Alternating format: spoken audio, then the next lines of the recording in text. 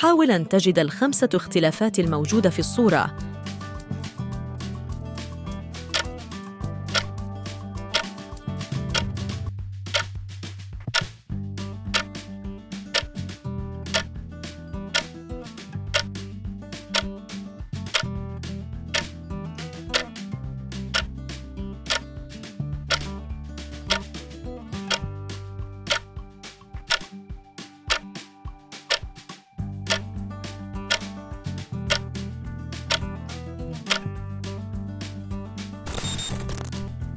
لقد انتهى الوقت، وتلك كانت الاختلافات.